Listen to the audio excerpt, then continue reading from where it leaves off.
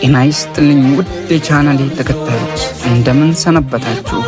ዛሬ ይዤላችሁ የቀረብኩት በስልጤ ዞን ቦራቤ ከተማ የተፈጠረውን ወቅታዊና አነጋጋሪ ክስተት ነው። የህዝብና የፖሊስ የተቀናጀ ጥረት ምን ያህል ለውጥ እንደሚያመጣ የሚያሳይ ስኬታማ እርምጃ ተወስዷል።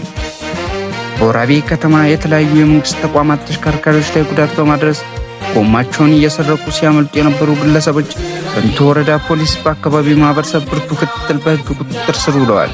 ተጠርጣሪዎቹ ኮድ 2 ታርጋ ቁጥር 69589 የሆነ የኮረላ መኪና በመጠቀም ንብረቱን ጭነው ሲያመልጡ በነበረበት ወቅት በቁጥጥር ስር ውለዋል። የሚቶ ወረዳ ፖሊስ አባላት የአካባቢው ማህበረሰብ ያደረጉት የተቀናጀ እልህ አስጨራሽ ክትትል በወንጀል በተፈጸመበት በጥቂት ሰዓታት ውስጥ ተጠርጣሪዎች የተሰረቁ ንብረቶችን ለስርቆት ይጠቀሙባቸው የነበሩ መቁረጫ መሳሪያዎችን ለመያዝ አስችሏል። የሚቶ ወረዳ ፖሊስ አዛዥ ዋና ሳጅን ሙዲ ሚሴቦ እንደገለጹት ይህ ስኬት ሊመዘገብ የቻሉ የማህበረሰቡን ለጸጥታ አካላት በሰጠው ፈጣን ጥቆማ ነው። ይህ ደግሞ የህዝብና የፖሊስ በአንድነት ከቆሙ ማንኛውም የጸጥታ ስጋት መግታት እንደሚቻል ማሳያ ነው። በአሁኑ ሰዓት ተጠርጣሪዎቹ በፖሊስ ቁጥጥር ስር ሲሆኑ ምርመራ እየተደረገባቸው ይገኛል። የተሰረቁት ንብረቶችን ወደ ባለቤታቸው መመለስ ሂደት እየተካሄደ ነው። እናንተስ ይህን የፖሊስና የህዝብ ቅንጅት እንዴት ታዩታላችሁ?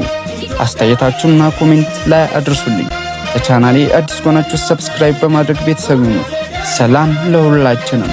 ኮንስታብል ኢሳቅ አድማሙ ነበርኩኝ፣ የሚቶ ወረዳ ፖሊስ ጽሕፈት ቤት የህዝብ ግንኙነት የስርጸት ባለሙያ።